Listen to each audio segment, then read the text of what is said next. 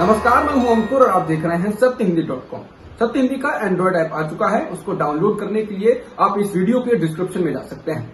वहां पे आपको एक लिंक मिलेगा जहां से आप ऐप को डाउनलोड कर सकते हैं। इसके अलावा इस ऐप को आप गूगल प्ले स्टोर से भी डाउनलोड कर सकते हैं। अब एक नजर डाल लेते हैं अब तक की खबरों पर। आगामी विधानसभा चुनाव से पहले समाजवादी पार्टी ने दूसरी पार्टियों में सेंधमारी शुरू कर दी है। आज बीएसपी के 6 बागी विधायक और बीजेपी के एक विधायक ने समाजवादी पार्टी का हाथ थामा। इन विधायकों को अखिलेश यादव की उपस्थिति में लखनऊ में सपा के मुख्यालय में शामिल कराया गया। सीतापुर सदन विधानसभा क्षेत्र के बीजेपी विधायक राकेश राठौर के साथ ही बसपा के 6 बागी विधायक श्रीवास्ती की भिनगा सीट से असलम रायनी, प्रयागराज की हंडिया सीट से हाकिम लाल बिंद, प्रयागराज की ही प्रतापपुर से हाजी मोहम्मद मुजतबा सिद्दीकी, सीतापुर की सिदौली सीट से हरगोविंद भार्गव, जौनपुर की बादशाहपुर सीट से डॉक्टर सुषमा पटेल और गाजियाबाद की धौलौना सीट से असलम चौधरी शामिल हुए। इससे पहले यूपी में कांग्रेस के 2 नेता हरिंदर मलिक और उनके पूर्व विधायक बेटे पंकज मलिक को सपा में शामिल कराया गया है। विराट कोहली ने मोहम्मद शमी को ट्रोल करने वाले लोगों को करारा जवाब दिया है। कोहली ने कहा कि एक कारण है कि हम मैदान पर खेल रहे हैं और सोशल मीडिया पर कुछ रीढ़ विहीन लोगों का समूह यहाँ नहीं खेल रहा है, जो वास्तव में किसी व्यक्ति से व्यक्तिगत रूप से बात करने का साहस तक नहीं रखते हैं। वे अपनी पहचान को छुपाकर सोशल मीडिया के माध्यम से लोगों का मजाक उड़ाते हैं। कोहली ने कहा कि मेरे लिए किसी के धर्म पर हमला करना सबसे खराब बात है जो एक इंसान कर सकता है। विराट कोहली ने न्यूजीलैंड के मैच से पहले की प्रेस कॉन्फ्रेंस में कहा कि मैंने व्यक्तिगत रूप से कभी भी किसी के धर्म के बारे में भेदभाव करने के बारे में कभी नहीं सोचा। ये हर इंसान के लिए एक बहुत ही पवित्र और व्यक्तिगत चीज है। विराट ने ट्रोलर्स को जवाब देते हुए कहा कि हमारा पूरा फोकस मैच पर है, बाहर के ड्रामे पर नहीं।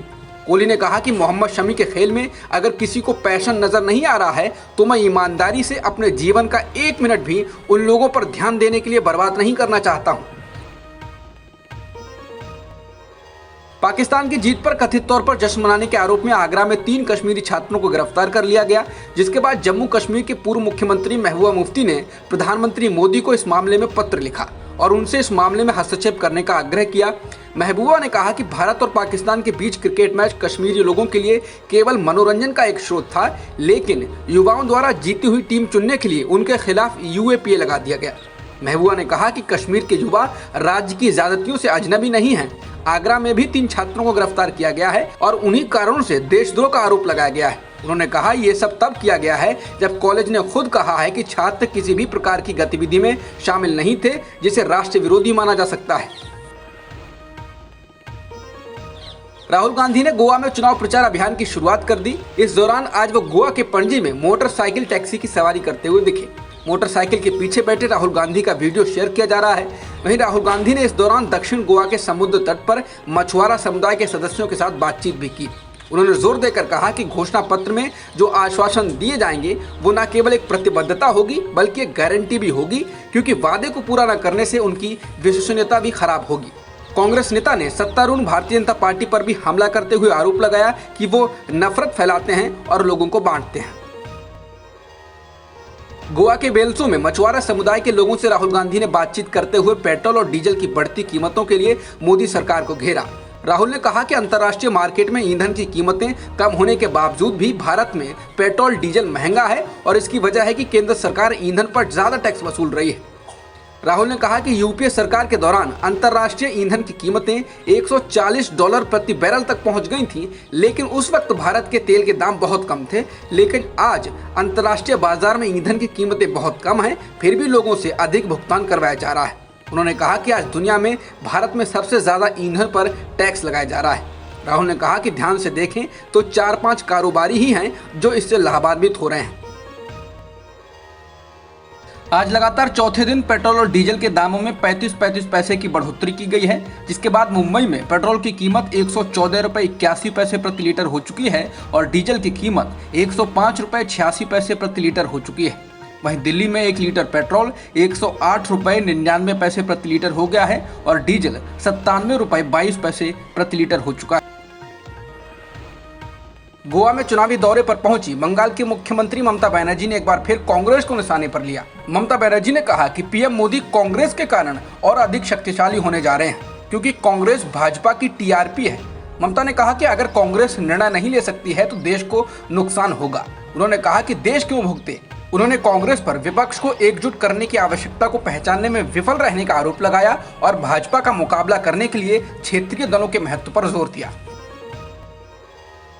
क्रूज ड्रग्स मामले में गिरफ्तार किए गए फिल्म अभिनेता शाहरुख खान के बेटे आर्यन खान मुंबई की आर्थर रोड जेल से रिहा हो गए हैं। इस मौके पर शाहरुख खान के घर मन्नत के बाहर बड़ी संख्या में उनके प्रशंसक जुटे और उन्होंने जमकर जश्न मनाया।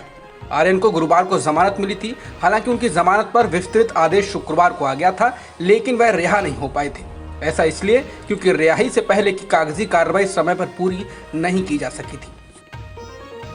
उत्तरी त्रिपुरा जिले के पानीसागर में मस्जिद और दुकानों में आगजनी और तोड़फोड़ की घटनाओं के बाद अब त्रिपुरा हाईकोर्ट ने इसका स्वतः संज्ञान लिया है। त्रिपुरा हाईकोर्ट ने राज्य सरकार को इलाके में शांति सुनिश्चित करने के लिए किए गए उपायों पर 10 नवंबर तक एक हलफनामा प्रस्तुत करने का निर्देश दिया है। मीडिया रिपोर्टों के आधार पर मुख्य न्यायाधीश इंद्रजीत महंती और न्यायमूर्ति सुभाषिष तालपत्रा की खंडपीठ ने स्वतः संज्ञान लिया। फरवरी 2020 में दिल्ली में हुए दंगों को लेकर आम आदमी पार्टी से निलंबित पार्षद ताहिर हुसैन ने एक अदालत के सामने अपना पक्ष रखा। ताहिर के वकील ने कहा कि अदालत को गुमराह किया जा रहा है और उनके मुवक्किल दिल्ली दंगों के शिकार बने हैं। इससे पहले भी ताहिर हुसैन ने कहा था कि वह बेगुनाह हैं। ताहिर की ओर से पेश हुए एडवोकेट रिजवान और अभियोजन पक्ष के वकील ने एडिशनल सेशन जज वीरेंद्र भट्ट के सामने अपनी दलीलों को रखा। रिजवान ने कहा, मेरे मुवक्किल इस मामले में पीड़ित हैं और प्रदीप नाम के जिस शख्स की पार्किंग में आग लगी थी वह खुद पत्थरबाजी में शामिल था। प्रदीप इस मामले में गवाह है, लेकिन उस पर भरोसा नहीं किया जा सकता है। इस मामले में अजय कुमार झा नाम के शख्स ने पुलिस में शिकायत दर्ज कराई थी कि दंगाइयों की भीड़ के द्वारा ताहिर हुसैन की छत से फेंके गए पत्थरों, पेट्रोल बमों के कारण वह घायल हो गया था। अब तक की खबरों में इतना ही। बाकी खबरों के लिए बने रहिए सत्यहिंदी.com के साथ। सत्य हिंदी का ऐप डाउनलोड करें गूगल प्ले स्टोर पर।